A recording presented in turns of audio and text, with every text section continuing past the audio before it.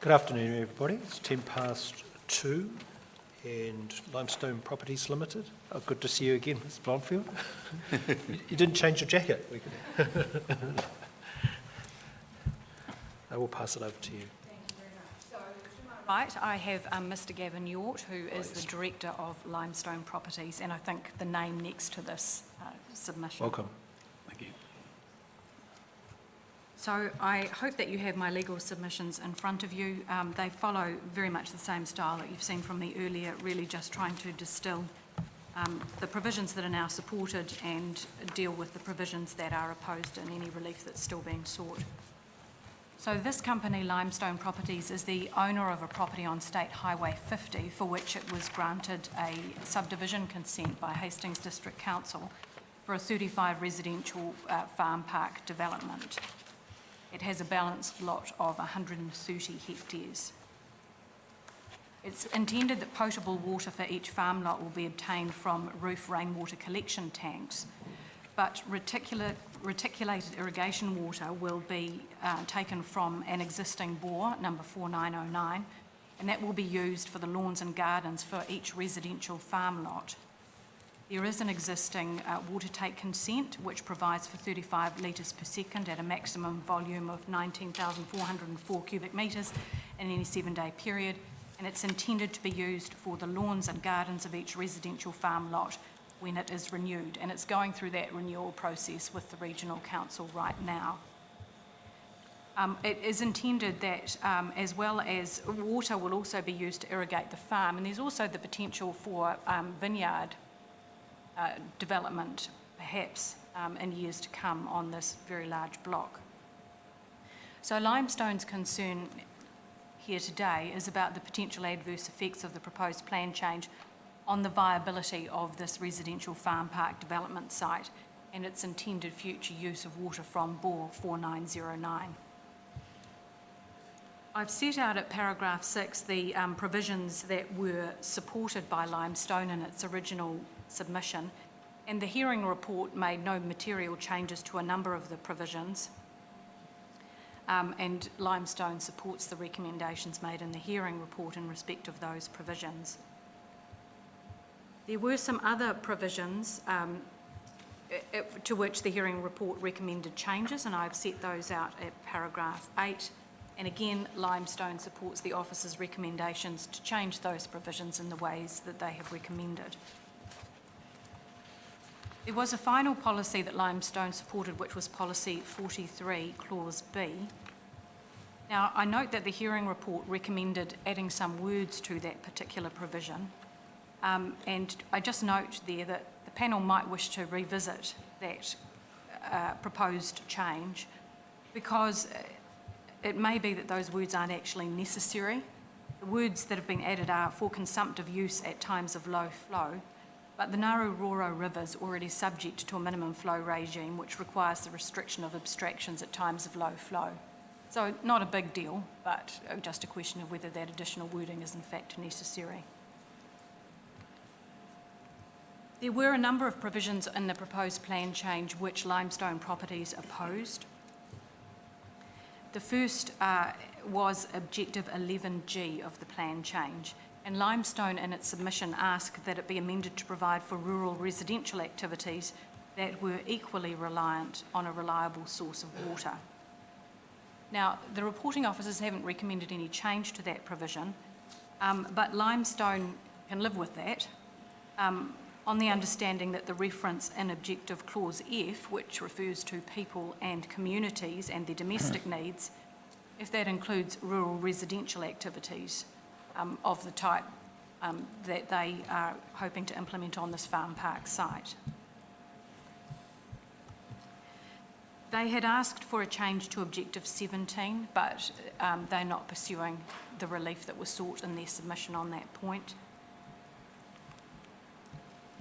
They sought a change to Policy 36G, which refers to reducing existing levels of water use to actual and reasonable water needs. Now, the reporting officers have rejected that submission, but Limestone's concerns can be met by the panel adopting the recommended change to Policy 37D, subclause 2, which says that replacement consents will be allocated water based on actual and reasonable use, and which use is defined in the glossary.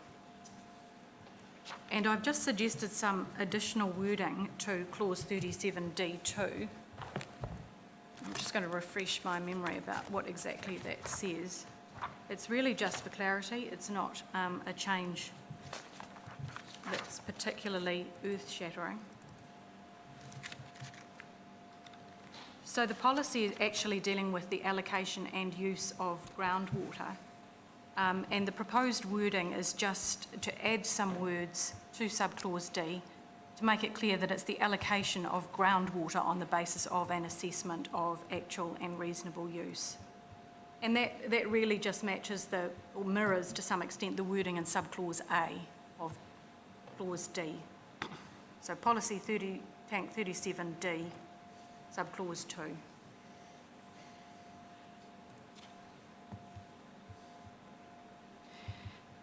The company was also concerned that the same policy did not provide for a situation where an existing water take consent was sought to be renewed with no increase in the rate or volume of take, but where the intended use differed from that which had been undertaken prior to 2017. And of course, prior to 2017, that was a date that had appeared in the notified version of the plan change. And then for policy 48E, Limestone was concerned about the appropriateness of prioritising the end use of water takes to irrigation, particularly where an intended different end use related to human health and welfare or people's domestic needs, and there were no additional adverse effects on the water source. I've already addressed the changes that have been made to tank policy 37D2. And in respect of policy 48C2, the hearing report has recommended a change in response to Limestone's submission point. And the company supports that recommendation, but again, this is conditional on the understanding that the phrase, the efficient delivery of water supplies, includes the needs of rural residential communities, such as have been outlined in paragraph 3 of these submissions. And I think that must be the intention, given that this was a change made in response to the submission point from Limestone, but that's not explicitly stated in the proposed wording change.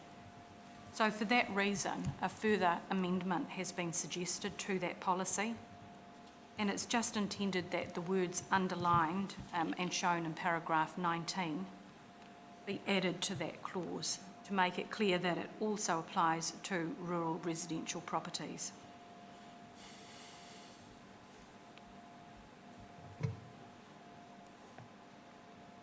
The company also sought changes to policy 39, and there's, as you know, there's been that particular provision has been rewritten completely, and that's supported by Limestone. Again, as I've said before for other submitters, it's entirely sensible that the Regional Council is the entity tasked with investigating options for stream flow enhancement, including how that is to be funded, and consult with stakeholders such as Limestone before implementing that. It's also helpful that there is a timeframe set for that process.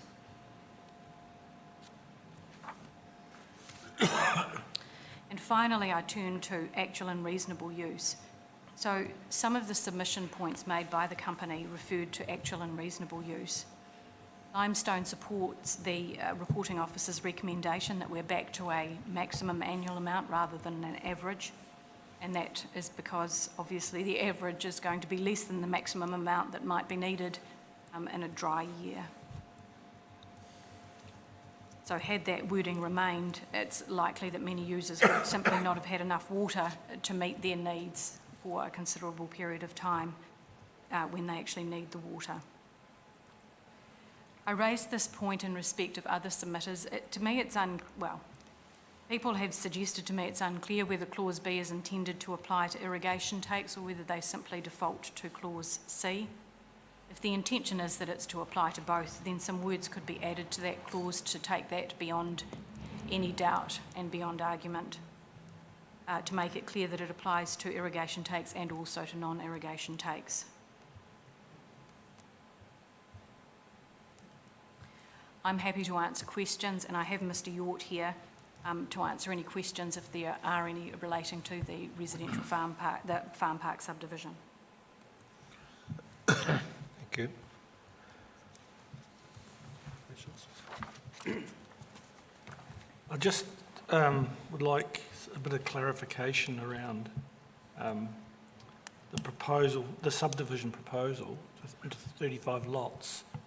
That's only a small portion of the total block of land, is that correct? Correct. About 10%, I think it is. Yes, roughly. And your existing consent from the bore, 35 litres a second, that water would be used as part of that subdivision for irrigation of the lawns and whatnot. And what I'm just wondering about is it also your intention or potential intention to use that water for other land uses on the remainder of the block? Well, it's currently being used for the entire property. For what purpose? For froth water. There is a easement on the front 2 parcels of land which adjoin for irrigation. 2 blocks here. Asparagus. Yeah, it's asparagus blocks there. Okay. And as Lara indicated, there's possible intention to do some vineyard development through the property, which would be part of the remaining farm. And do you have a feel for how much? I mean, the 35 litres a second, which I thought was quite a lot of water, but for the subdivision, but only a fraction of that presumably would be used for the subdivision, the 35 lots. Yes.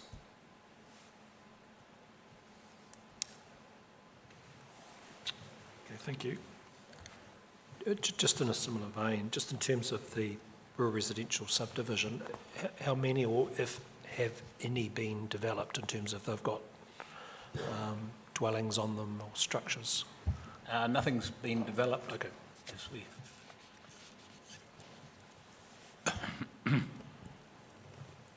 So I think it's intended that stage 1 and part of stage 2 will, commence in spring.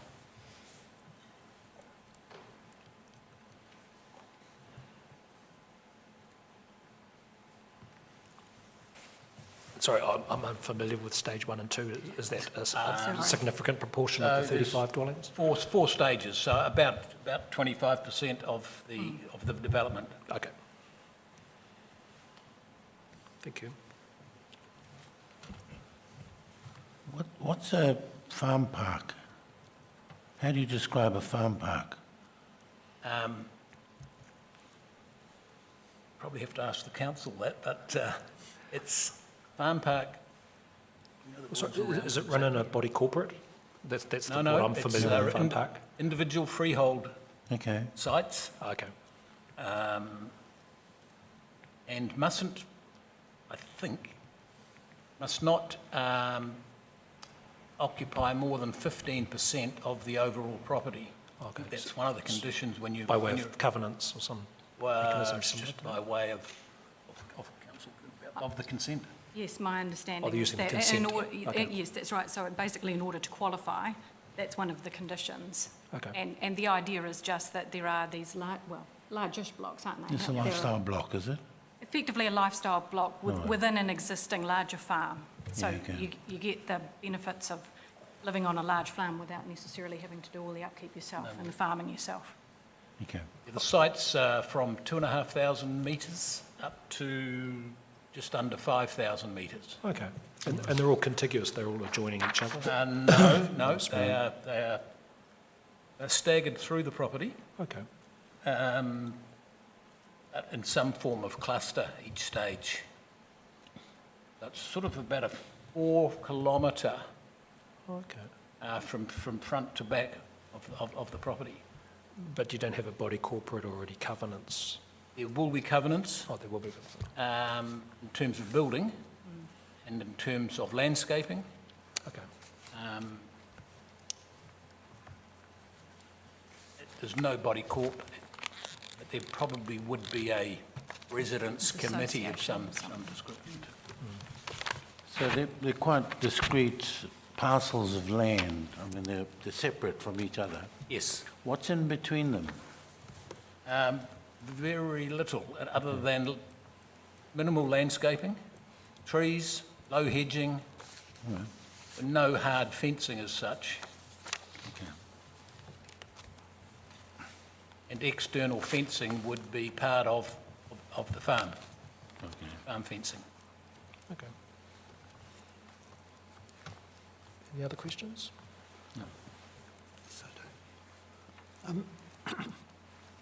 Just in relation to Ms Blomfield's comments about tank policy 37, if I read D1 and 2, am I reading that as cubic metres per year and apply an assessment? Should the word "and" be in there? I believe the intention is that an annual volume will be applied, and that annual volume will be determined using an actual and reasonable assessment. So those additional words wouldn't be necessary if we had an "and" in there? Yeah, I think so.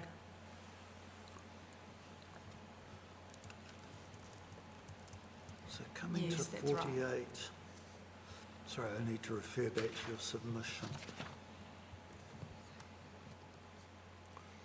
48C2.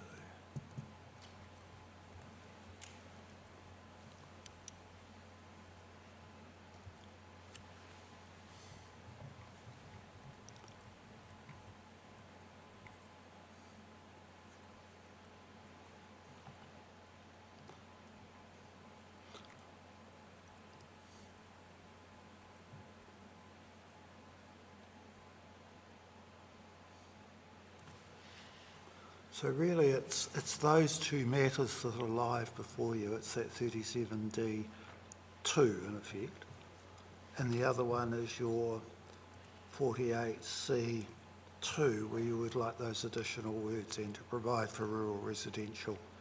Those are the only live issues, as I understand it. That's right. I mean, the only other issue is whether or not the hearing panel's minded to make the addition to the definition of actual and reasonable that's been suggested to clarify whether or not Clause B applies to irrigation and non-irrigation takes. Sure. Yep. But the issues most relevant to Limestone Okay. as an entity are the two that you've identified. Okay. Thank you very much.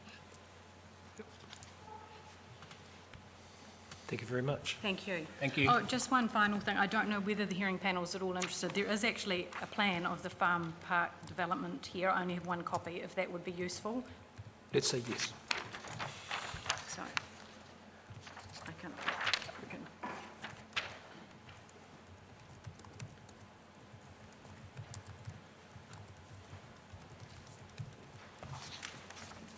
Cool, thank you. Bye. Thanks a lot.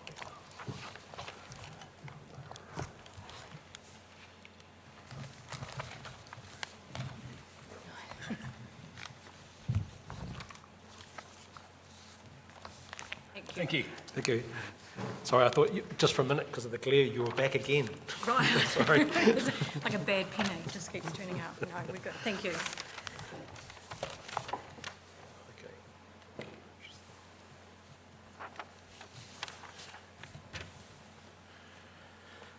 Okay.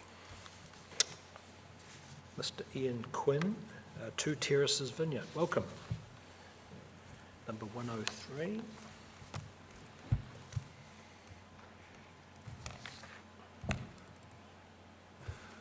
Kia ora koutou. I'm Ian Quinn. Along with my wife, we're grape growers with a vineyard which we call Two Terraces, based out on the Mangatahi terraces, just inland from Raikakaho. I also sit on the board of Hawke's Bay Wine Growers and sort of been involved with the setup of a local viticulture group within Hawke's Bay that looks to get people working together and share best practice. I'm only talking today purely in the context of being an independent grower, grape grower within Hawke's Bay though. I don't have a legal background, so I'll sort of be very plain English. That's perfectly fine. I was planning on sort of giving a bit of background to our business, maybe giving you a perspective of a smaller grape growing operation in Hawke's Bay, and then just talking about 2 points, one of which has been covered a couple of times already today, the others slightly different. So I guess as background, we purchased our property, sort of 24 hectares back in 2014, 2015, with the intention of basically creating a vineyard that was large enough to sustain ourselves in terms of employment. We've got 20 hectares planted. That's large enough to sustain ourselves economically, but not large enough to compete with some of the larger growing operations. You know, we can't produce at the same scale as someone working with 80, 100 hectares of vineyard or several hundred hectares, which sort of really drives us into focusing on the premium end of the market, trying to find the niches and really grow high quality grapes for winemakers that value that. So we have one large winery that takes sort of about 70% of our crop, and then the other 30% we really target a number of smaller winemakers looking to create sort of premium wines. So those winemakers include people that have been making wine in Hawke's Bay for 30 odd years or more, some that are building family businesses and have been around for a while, and a couple that are sort of startup, young people getting into the industry, just starting to build a brand. So we've got a really good cross-section of customers. In terms of the way we farm, part of the SWINS program, which you've already heard about, sustainable wine growing, we're really focused on, and have been from the outset, on soil health and biodiversity in the soil. We have, in terms of water efficiency, we have the weather station on site. We use soil moisture probes that have been talked about, and we also use a pressure chamber as a way of more accurately measuring vine stress, water stress, as we get closer, or as we get into the hot periods of summer. So I think that combined, our second 10 hectares of development, we installed subsurface drip irrigation. So instead of drip line above the ground, actually kind of bury it for greater efficiency. And we're also just going into our third year of converting a portion of the vineyard to organic production. So by next vintage, some of our blocks will be certified organic.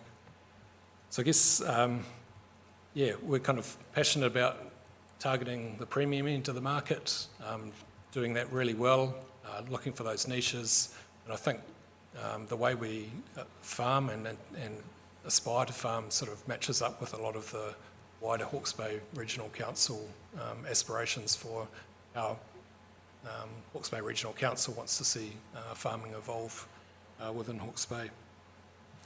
So sort of come to a couple of issues. I guess we originally purchased the land and the attached consent in 2014-15. We planted our first 10 hectares in 2016. So planting in 16 meant we made that commitment, paid deposits, and made that commitment on grapes in 2015. Our second 10 hectares we planted in 2018. So again, made commitments to nurseries and stuff a year earlier, and then planted that. I guess the one thing that kind of concerns us is just what happens when our consent comes up for renewal, and especially the provision, the either-or provision. Because we, similar to Steve Smith, I guess we don't have 10 years of irrigation history. We sort of started planting and we're fully committed to planting by, in that period of 2015 to 2017. So depending on how that clause gets looked at down the track when the water consent comes to renew, it could have a significant impact on whether we have enough water to carry on farming.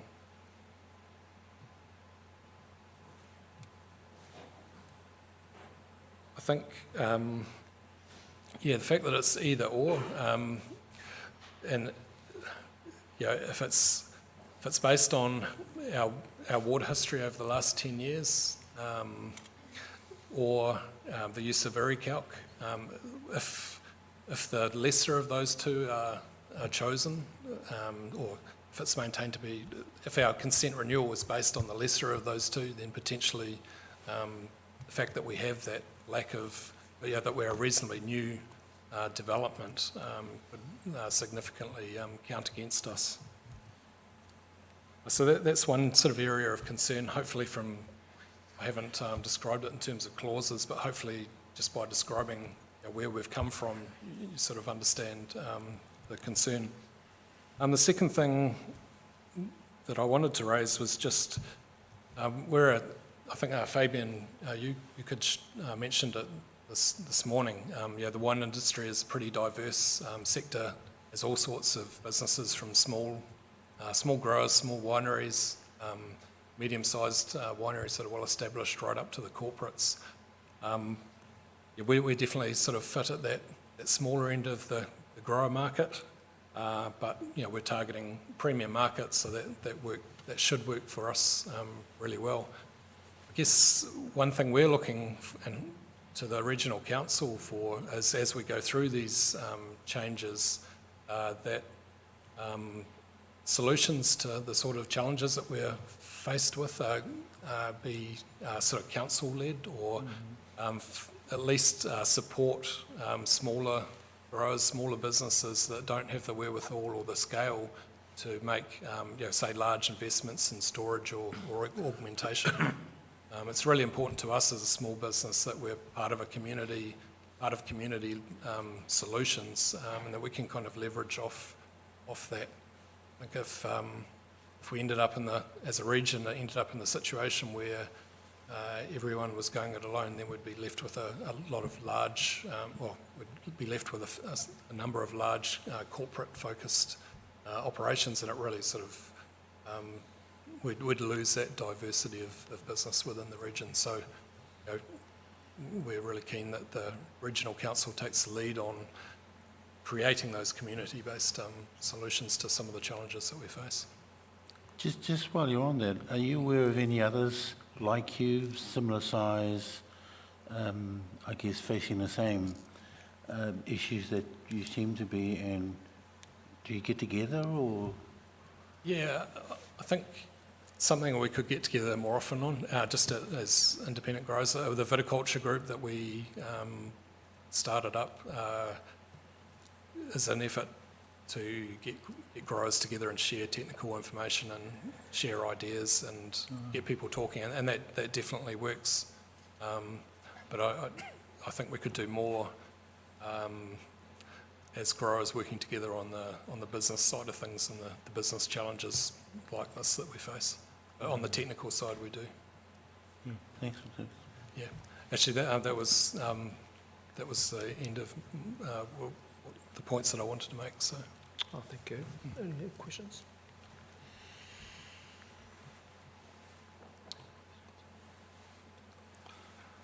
Thank you, Mr. Ewart. I was just looking through your submission points. Are they the same as others that we've seen, are they? The actual changes you wanted in your in your submission? My submission was sort of broken into two parts. One was sort of a high-level plain English, which related to ourselves. The second portion was quite a lot of common points with Hawke's Bay wine growers Sure. submission. Okay. So you would defer to their replies to those sort of issues? Okay, thank you. Yep. Can I ask you, where is Carrera Road exactly? Yeah. If I'm going up past Marae Kākaho, is it one of those roads on the left, is it? Yeah, as you go south on State Highway 50, Yep. there's a war memorial just past Kelturn Stud and Kelturn Vineyard. Is And that steep one that goes up the steep hill, is that? just before that, so it's on the right-hand side.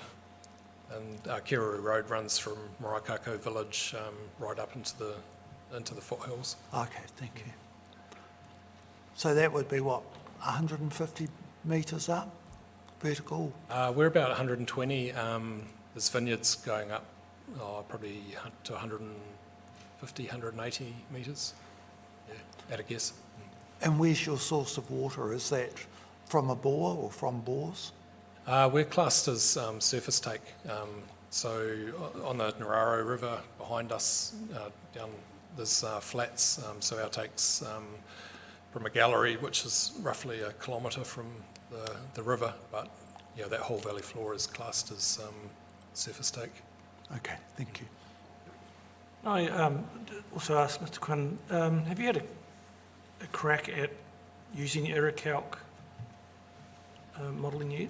And how, and if so, how did it stack up in terms of what your perceived water requirements are? Yeah, I think it worries me a lot less than the 10-year provision because of the situation we're in. I think the one issue I've seen with Iricalc on our particular property is underlying soil map data that it uses. I think the further you get out from the Heratonga Plains, the less accurate that is. So certainly for our property, the soil type that Iricalc draws on is heavier than the gravels that we have, which means it sort of probably underestimates a little bit. But I think Steve Smith sort of made the comment, would it be possible to have a sort of more nuanced or a bit of discretion in the process where people could bring that sort of issue to the surface? I think if that was allowed in that process, then that would address it. So I think overall, Iricalc is something that people are generally comfortable with. Thank you.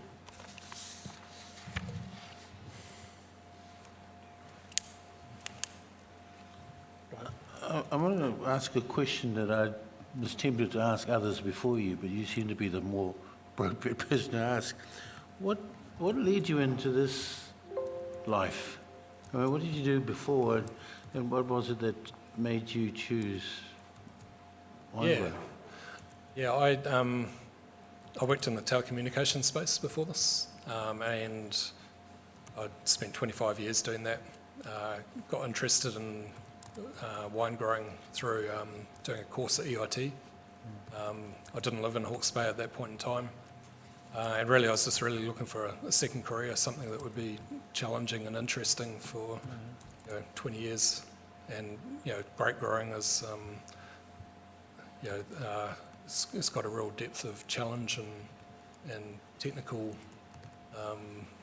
know-how that's required. So that's something that will satisfy me for the rest of my working life. I think the things that stand out, it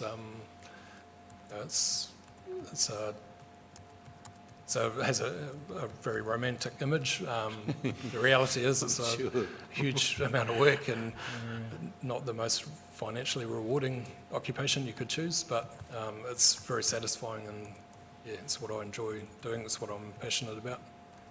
So is it pretty much all what you thought it was cracked up to be?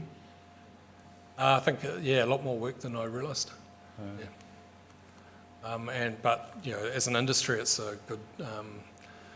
It's a lot of good people working in the industry, and it's the community side of things is really good people to work with.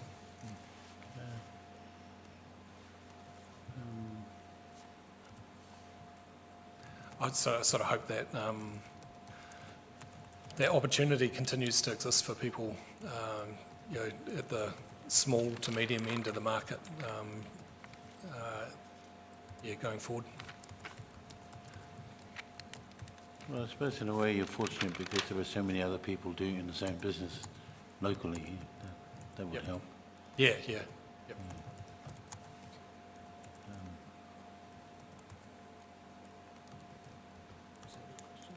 Yep. Thank you, Mr Quinn. I'm here. We next have Ngaruroro Irrigation Society.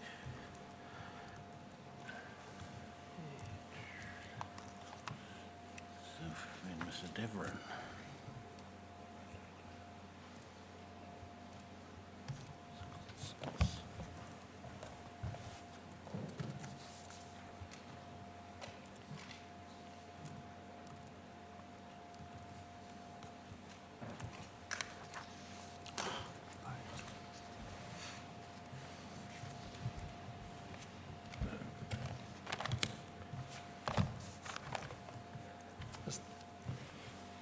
Mr Deverett.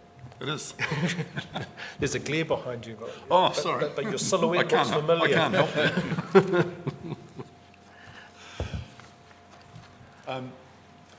Happy Good for you afternoon. to introduce Yes, I will. yourselves. Good afternoon. On my left, I have Mike Glazebrook, who's chairman of the Ngātaroa Irrigation Society Incorporated. Welcome. Good And afternoon.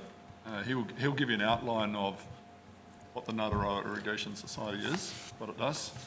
And you will have a one-pager from him, and then I'll continue on to the summary. Thank you. Mr Glazebrook. Thank you. Is that mic on? Yeah, it's Good. that's permanently on. Yep. So the Ngātaroa Irrigation Society has 37 members who hold consents to irrigate from the Ngātaroa River.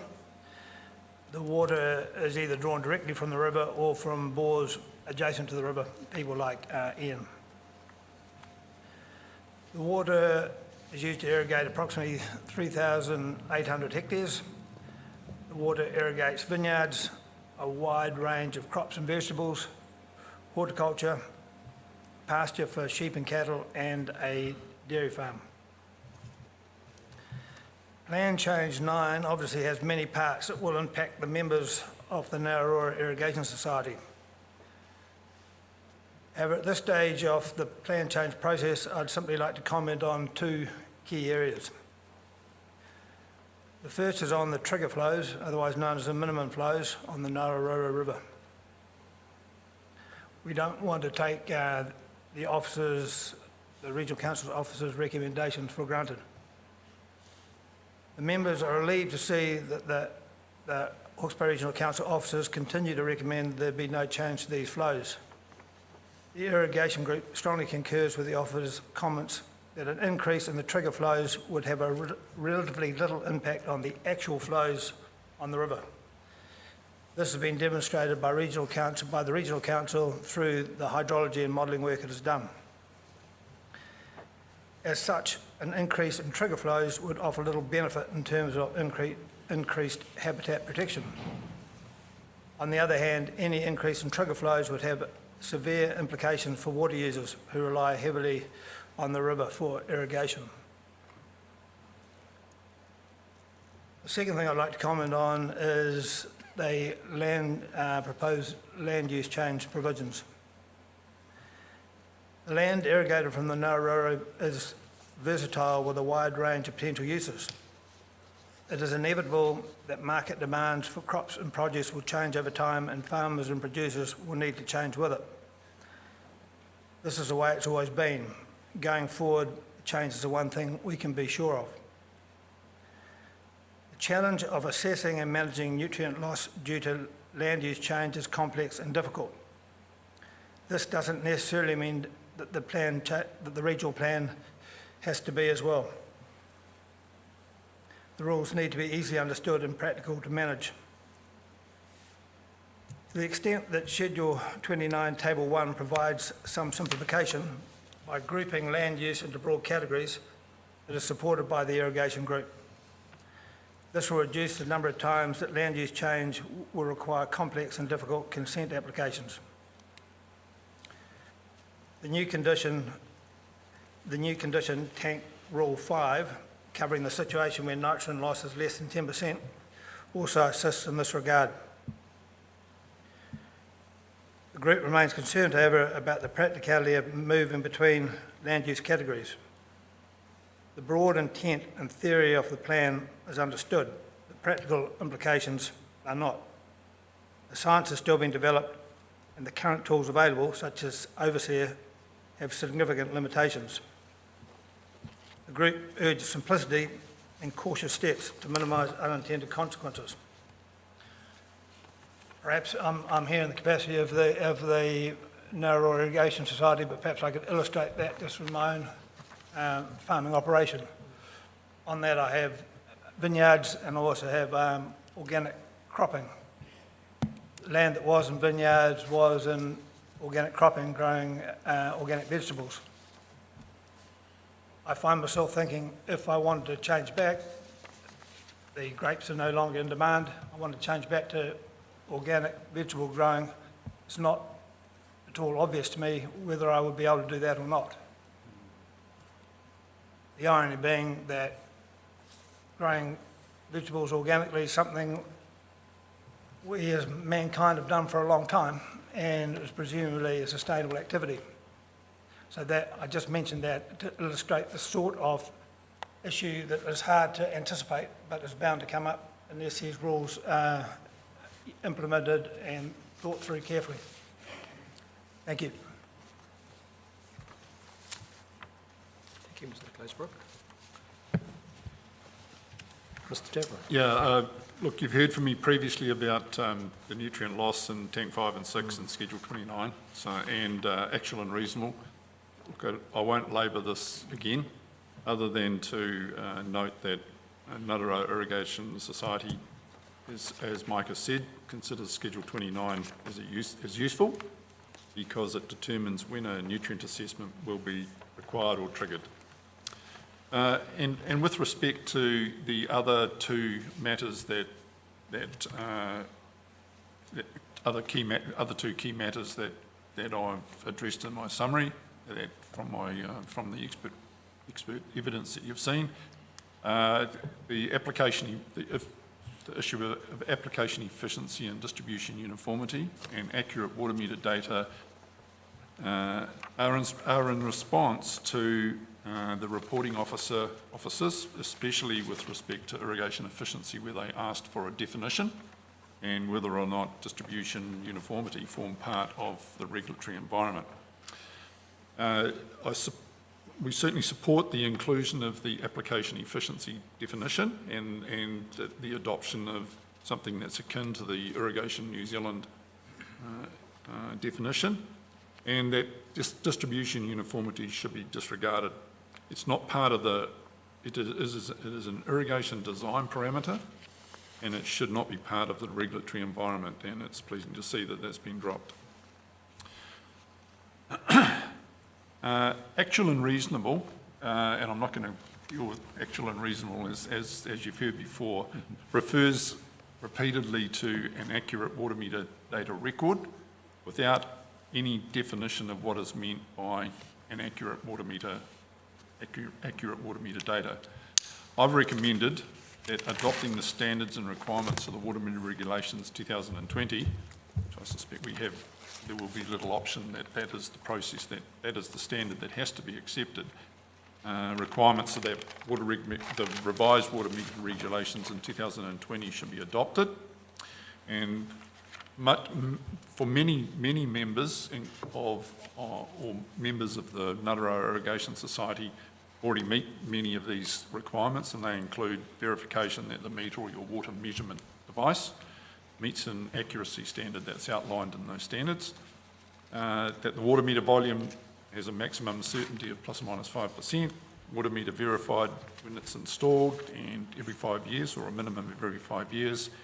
And the only difference that occurs now with the 2020 regulations, in essence, is that telemetry would be required for permanent installations, so that the data is transmitted on a daily basis to the regulatory authority.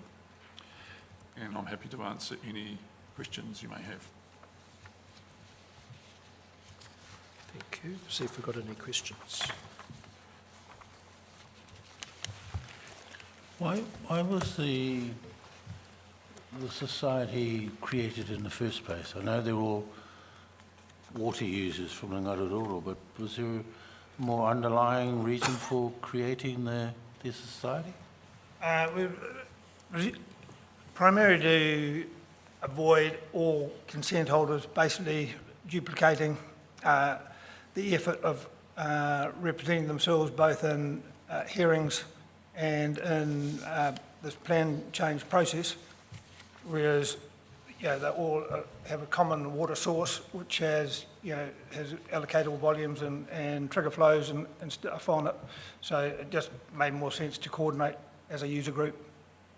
I mean, I don't know the area that well, but I get the impression that they're a pretty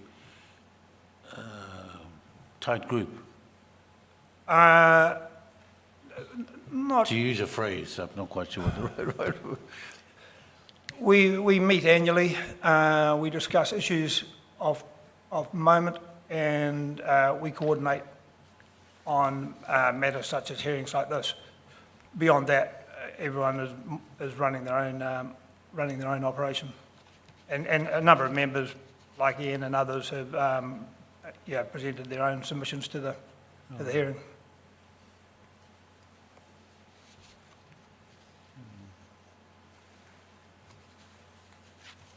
You make the point that Overseer, for example, as a nutrient budgeting tool, has significant limitations, but there aren't too many options, are there? Well, I guess what I'm suggesting is that we are cautious when the tool has limitations and work with what we have. If I just go back to that example I gave of converting land to vineyard back to growing organic vegetables, then the main source of nutrient in my case would be compost. As I understand it, Overseas is not well suited to calibrating, it's not calibrated to calculate nutrient loss from compost very well at all. And likewise the cropping operation itself, whereas it's been designed, first and foremost as a pasture nutrient loss tool, and other things are being added onto it as we go, but that hasn't got into all the corners. If I can just offer some comment. My last question, just want to take you up on your challenge, because you seem to be challenging here towards the bottom of the page. You make the comment, the rules need to be easily understood and practical to manage. Are you suggesting they're not at the moment? I may be saying that, or I'm just not smart enough to easily understand them. It seems like I find it quite difficult to interpret the land use change nutrient loss rules, especially as we go from one seemingly quite complex solution in one version, and then in the next version there's another one, and they're both hard. You can understand the intent and the theory, but trying to think through what all this means and what it might mean, I find it not easy. And Mr. Davern, you had some further comments as well? Yes, just in answer to your question about are there other methods, yes, there are a number of other models that you can use. There's models around called, for example, Spasmo, Hydrus. There are a number of other models that can be used. They're somewhat more complex to use than Overseer. Overseer is a relatively simple model. It is limited by the assumptions that are made and the way in which it deals with data, whereas models like Spasmo and Hydrus deal with matters on an event basis. So when it rains, you can see what the effect of a large rainfall is on the nutrient loss with that event. Overseer does not do that. It is an averaging model, and so it has some limitations. And as Mike said, it was developed as a metabolic model to determine how much grass you needed to grow and how much fertiliser you needed to put on to produce a certain amount of protein, whether that be red meat protein or milk protein, effectively. And it's become an unfortunate consequence of plan changes starting from back in the early 2000s that this simple model has ended up being the norm for plan changes.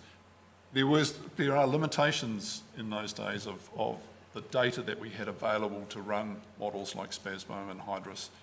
We've moved on from that, and those models, now we have much more data available that can be used to run those models that would give you a more precise measure of nutrient loss. Well, I'm not totally hugely familiar with overseers, but over the years when I've done hearings like this, I keep hearing overseer changes seem to change every 2 seconds. Oh, yes, it does. Yep. There's always a new version, you know. As soon as you get used to one version, there's the next version. Yes, and now we have Overseer FM that just simply changes when they make an upgrade, so you don't get a new version. Yeah.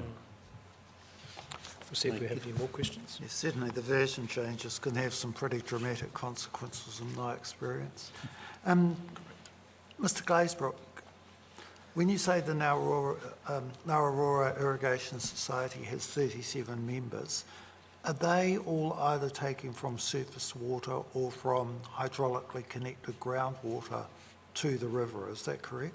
Yep, that's how we distinguish ourselves from other irrigation users on the plains.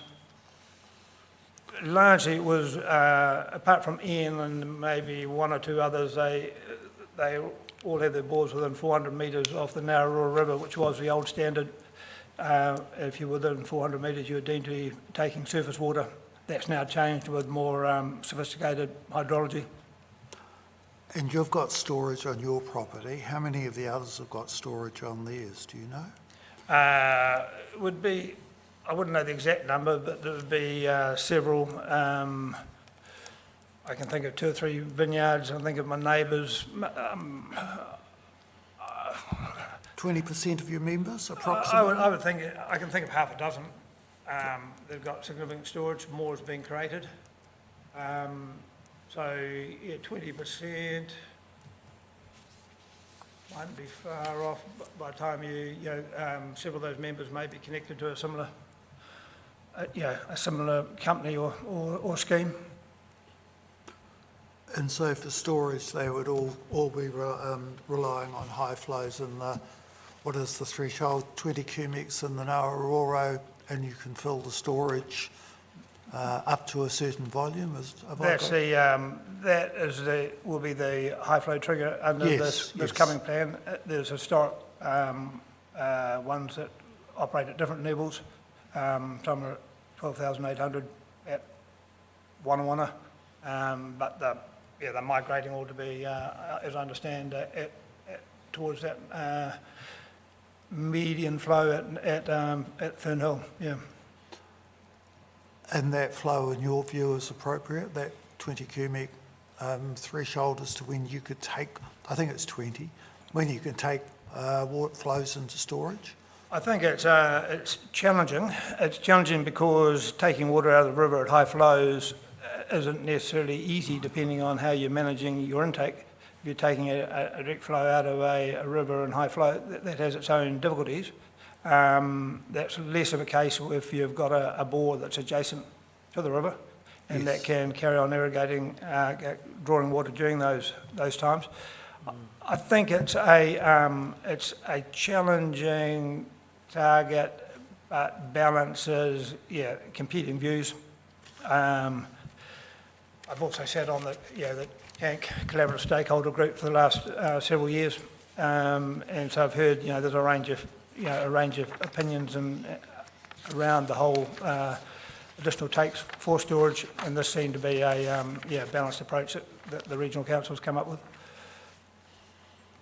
Thank you. And Dr. Davern, can I go to your evidence in chief, please? And your paragraphs 13 and 14. Just give me a second, my laptop's gone to sleep.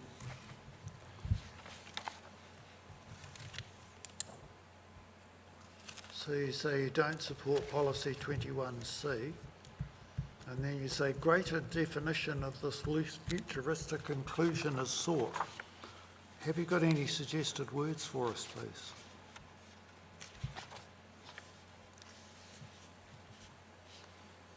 I think the regional council has gone part of that way with having a 10% limit now when you change land use.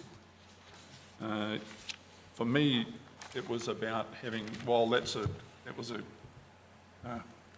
good idea to do what they've done, I think having a definition that farmers can work to, or permit holders can work to, this has gone part of the way towards that.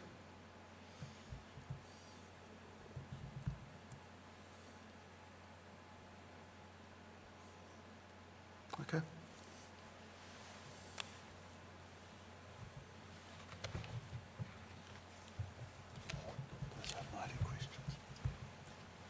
Dr. Oda, did you have any questions? We don't have any more questions for you. Thank you very much. Thank you.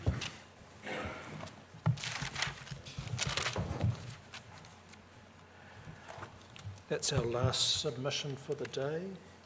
And I'm looking over to Maggie. Yes, thumbs up. Yes, that is our last submission for the day. We'll be back here at 9 o'clock tomorrow with Ravensdown's our first submitter. Just got a couple of notes here for the council. One is just in regards to the Appendix 11 memo. Is it possible you could send us a clean version of the memo? That'd be great, thank you. And you would have heard the submissions today. We're just after some clarification in regards to that specific clause around insufficient or no accurate data. If there was any, you had a view about just clarifying what you understand that to mean. And also that definition of actual and reasonable goes in circles. 'Cause Oh, we've got after it says refer to A or C in that latter bit. So it's Clause just B, there's you go back to A. I'm not quite sure if that's correct or not, yeah. That's a good point. Was there anything else? Was there anything? Okay. Well, thank you, everybody. Chair, excuse me, yesterday, over here, you've given us a bit of a shopping list, and yesterday we suggested that we might be able to respond to some things verbally now, if that's appropriate. Yes, that would be good. We've got about 6 or 7 of your, the items of the list that we could respond to, and it probably won't take more than half an hour if you'd like us to do that now. Yes, please. So what we will be able to respond to now is how we would want to use our closing statement, the rationale for 20 cubic metres of stock drinking water, stochastic, I'm going to say this wrong, stochastic modelling versus sensitivity analysis, the number of consents that might be required as a result of PPC 9, Schedule 26, guidelines to implementing, and RMP Rule 7. So I'll start. And you can take your time with it, because I'm going to be writing it Yes. while you're talking. Okay. So our closing statement, how we might like to respond, we're happy to respond to all of our submitters in the closing statement, including Napier and Hastings, Napier City Council and Hastings District Council. When I look at the schedule, there is a morning tea break in the middle of their submission, and there's also a lunchtime break between their submission and our closing statement. That's right. And I know the schedule's a bit fluid, but if those breaks are there and it does give us a lunchtime to respond, that would be very helpful for us, and then we should be able to respond to them that afternoon.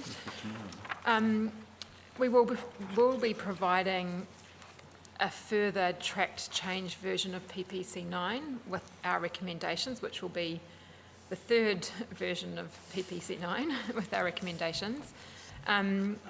So we'd be able to provide that in writing.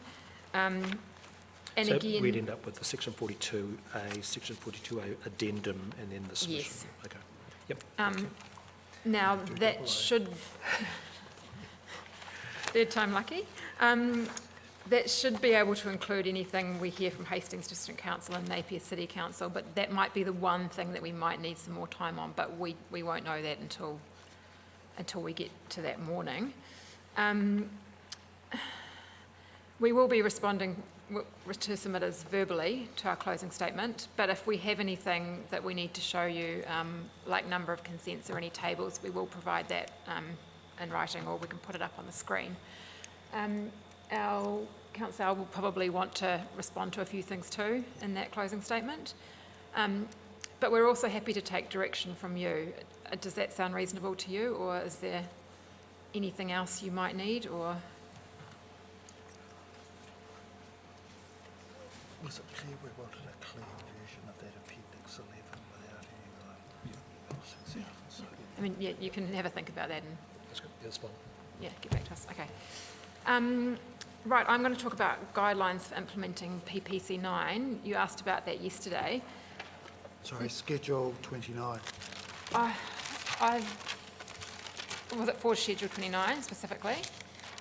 Because there was a question about guidelines to implementation, but if it's regard to Schedule, I mean, I was going to talk about it generally. And there was also the flow chart. Is that, I don't know if they're getting, yeah. So generally for implementing, we have a policy implementation team that sits in our regulatory department, so they work closely with our resource consent planners. They have been useful, and they work with our consent planners in the Tuki catchment, which is an operative part of our plan, and we will be using them again for the tank catchment when that is, or if that becomes operative. So that's a team that we'll be using for implementing the plan change.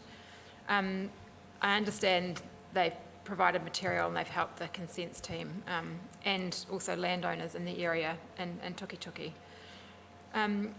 With regards to the flow chart that we're preparing for you, which we should have, hopefully we'll have ready by tomorrow, we had a quick chat at lunchtime, and I think that would actually could be a guidance document or a guidance note for some of the landowners and people in this area again. So It was certainly something that we'd been talking about as a panel, Yeah. and then just yesterday we were hearing people would be good to talk about guidance. So they were two separate conversations, but they're the same thing. yeah, so and yeah, I think we heard that too. So I think that will be part of our guidance material, I think, for the plan change. Right, who wants to go? Are you? Right, Alan? Yeah, maybe I'll talk about the stock So first. Alan, Get Miss- can you talk into a microphone, please? So Ms. Robertson will talk about stock drinking water, and also we've got a spreadsheet with our consents that we may or may not, that may be needed between now and 2024 that we'll bring up on the screen if we can. Should I stay here or should I move over there? Okay, thank you. So in relation to the rationale for implementing a volume limit on stock drinking water takes, so my understanding is that the intention was that existing stock water takes were to continue as permitted under the RRMP. So in that respect, not limited by a volume limit. But as raised by Federated Farmers earlier this week, that raises a question around what constitutes a new take. And so I have initiated a conversation with our compliance team to make sure that we think through that issue more fulsomely and think about some kind of unintended consequences, or just making sure we kind of think that through properly. And so the intention of instigating a volume limit for new takes is a response to the supply constraints and I guess a level of consistency across the plan in terms of recognising that we understand that every groundwater take or surface water take has a stream depleting effect to some extent, and so all users need to be part of that solution.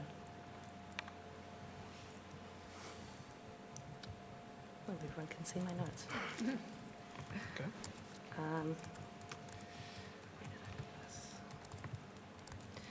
So up on the board, I've put, or this is a spreadsheet I received from our consents team. So a few caveats around the numbers on this board. So these were estimated in 2016. So just in terms of the, I guess, the timeline of PPC 9, this would have been around the time that these numbers would have been estimated around the time that the plan was going to our regional planning committee for consideration. So they are just estimated numbers and not exact numbers. And they are also our estimates about how many consents would be applying for a reallocation of water. So this isn't an estimate of how many people we think will be looking for a new consent or anything like that. Just to explain it from left to right, just the columns first. Oh, so an undertake is a groundwater take. No, sorry, go right over to the left and just tell us what the year is. So the year is, oh, it's come. Sorry. Well, the year, which was on the far left side, is the year that they're intended to come up for renewal. Okay. And the consent zone is starting to group consents that are in similar locations. These It's disappeared off our screen. they're also replicated in, or similar to those that are shown in Schedule 33 of the plan. So undertake is a groundwater take. Stream depleter, my understanding is that that is a groundwater take, which is essentially considered a direct surface water take because of its high connectivity. Sorry, are they just the number of takes? Yes, yeah, so this is the number of takes, it's not the volume or the rate of take or anything. And then take is surface water take. And so the next column across J is the total of all of those water takes. And then further along, I've also done some compounding. So by 2030, there would have been over 2,000 water consents reapplied for under PPC 9. Oh, yes, that aggregates as we go down right to the bottom, so each one added on. Okay. Yeah, Okay. so this is the That's the total. compounding totals. Yep. It's over 2,000 consents, okay. Yeah, the total of all of them. And then, so column M is just groundwater takes, and column N is, I guess, zone 1 takes and surface water takes. Okay.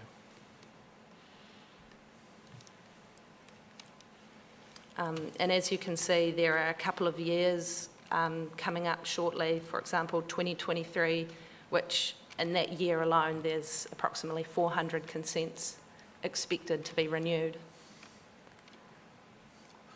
So just to be clear, these would all be replacement consent applications Yes, yep, to which it is proposed the definition of actual and reasonable would apply in Yes. each and every case? yes. Well, I don't think this, I think this includes all takes, so this would also be municipal and other takes. I don't think that it's limited to irrigation. So they're not all irrigation, but the great majority of them are? Yes, I think so.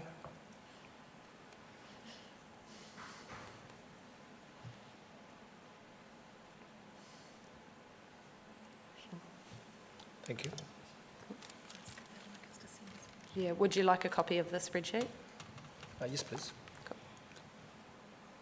So just one other question. Most of these consents have been granted for 15 years, the ones that are coming up, or various terms, common catchment dates? So under the RRMP, there is a chapter, I think it's chapter 8, has some kind of technical matters, which says that council will endeavour to do, I think it's 25-year or longer consents. So under the under PPC 9, the consents team have been endeavouring to, I guess, put consents on hold until a decision is available to try and minimise the amount of appeals that individual consents go through. So in effect, there's about 500 or 600 consent applications on hold at the moment, those 19, 20 and 21 ones?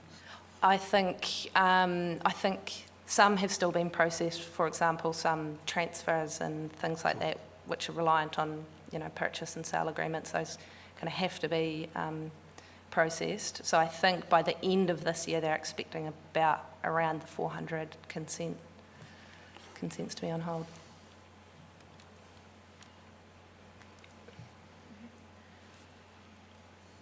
Marianne, do you want to talk about Schedule 26 and ladies' priority?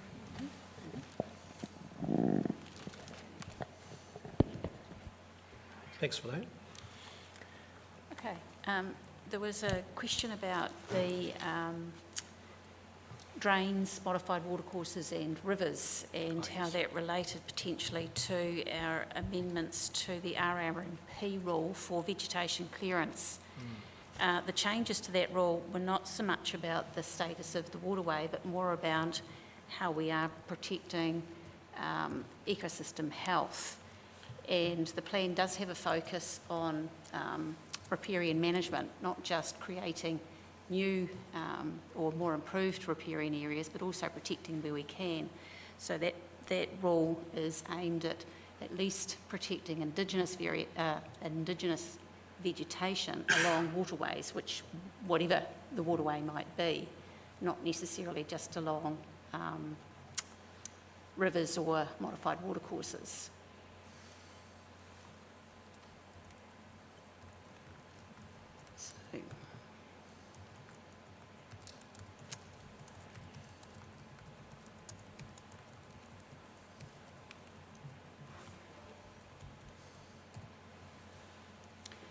Okay, and you had some questions around Schedule 29 and whether that should perhaps be more seen as guidance. In actual fact, if Schedule 29 was not there as part of the trigger for consent applications, there would be a lot more uncertainty around what constituted land use change and what would trigger an application for consent. You would be left with just the 10 hectare threshold. And as we heard, particularly I think from federated farmers, there's a lot of change within a farm system from time to time, and to have a 10 hectare threshold on its own would create a lot of uncertainty around what we mean by land use change. So the table was a way of saying, well, we'll identify some areas or some changes where risk is higher of increased losses, and that would initiate the assessment as to whether or not the change in loss was going to be of concern.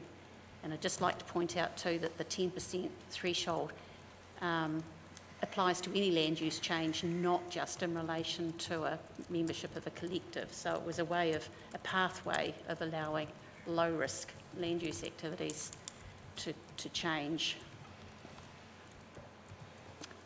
Okay. And there was something about... Just on that, I don't think we were challenging whether it was useful or not. It seems like it is useful, but we were just trying to get to where is it best placed in terms of inside the plan, then that's it, as it's stated, or it's outside the plan, it's able to change and be flexible and amenable to different circumstances. So it was just really a question about where best would it fit. Okay.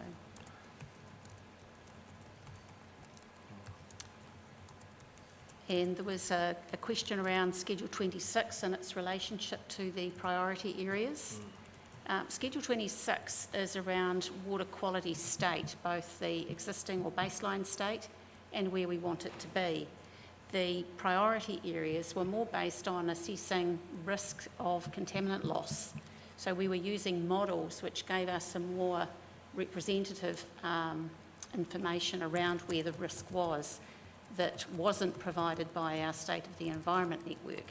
So they're not the same sets of information essentially. And they also enabled us to manage resources and follow that priority approach, which is looking at attention where it was necessary and where the risks were greatest.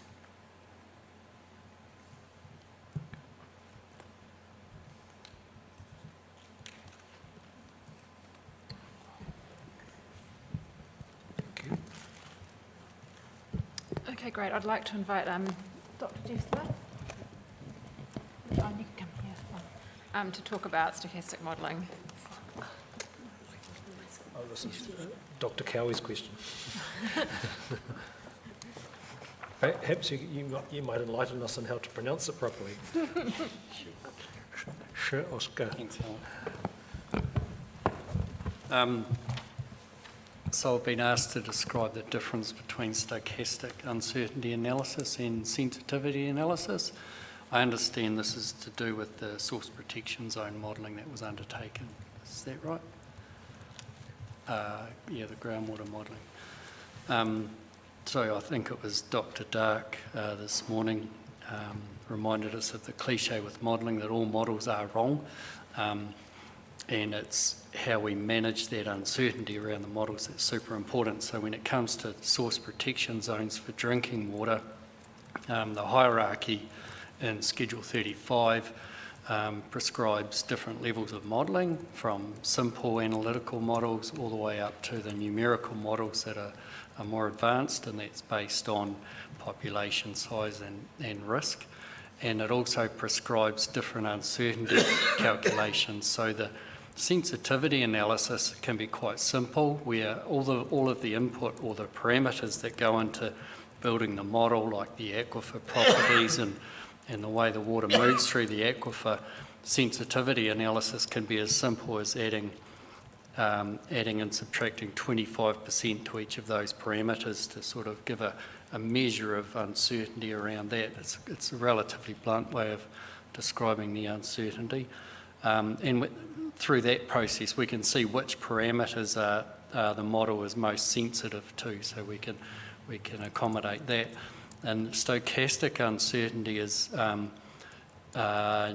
computationally more challenging, and it's also more expensive to do, but it does provide us a much better understanding of the uncertainty.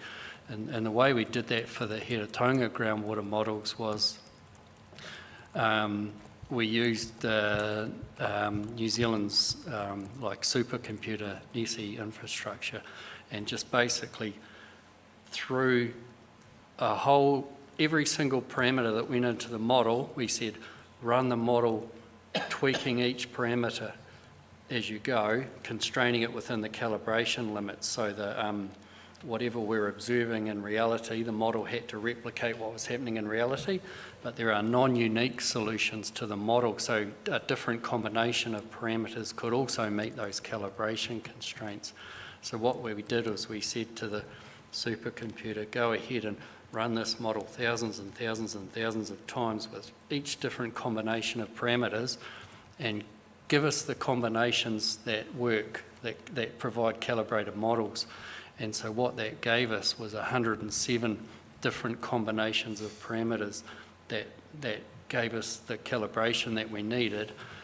And then we take that 107 different combinations of models that all work and ran the source protection zone modelling through each of those 107.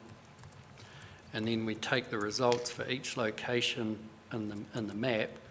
We find the percentage of results that fit in for that source protection zone, that the percentage of results that apply to each cell. So say 10% of the models apply to source protection zone in a certain cell, then you would say, oh, there's 10% probability that should be your source protection zone. So you end up with where all 107 models apply, then you have 100% certainty. We're 100% certain that your source protection zone's here, but the uncertainty gradually increases, so you'll have like 10% certainty as you get towards the edges. So it allows the decision makers to assess the risk. So if they have a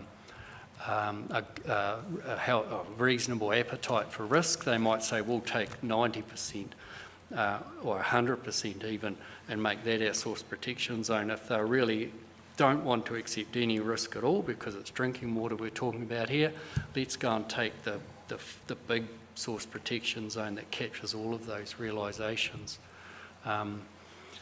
Having said that, I realise that waving arms and talking to this stuff may be confusing, and I'm happy to put something in writing as well if you'd like. Thank you. You'd like something in writing, Dr. Cowie? No. Oh, That's enough. I had a reasonable idea of the difference, but you explained it well. Thank I'm you. feeling enlightened. I'm not sure why, but I'm enlightened. Okay. That's all we had for this afternoon. There's a few other questions that you had that we'll respond to tomorrow in writing. That was the original Yes, that's right. instruction, is that okay? That's fine, thank you. Can I just clarify one thing? Yep. And that's in Schedule 31.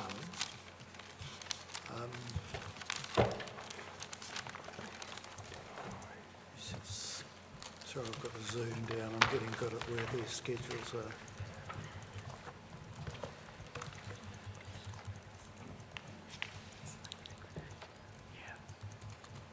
So in Schedule 31, we have, right up the top, we talk about Karamu-Clive River, and then we have Awanui, Kareoreira, Paratua, Iron Gate, Louisa Stream. Does that total not to exceed 30 litres a second in that right-hand column, does that apply collectively to those streams down to the Karamu River? Is that the intention in that? So it's not individually not to exceed 30 litres a second? Thank you, that's all I need to know. Thank you. Pardon? Yeah. So it's 30 litres a second from all of them combined. Okay. Okay. Do we have any other questions? No. That's it for this afternoon. We'll see you 9 o'clock tomorrow morning. Thank you. Have a good night. Thank you.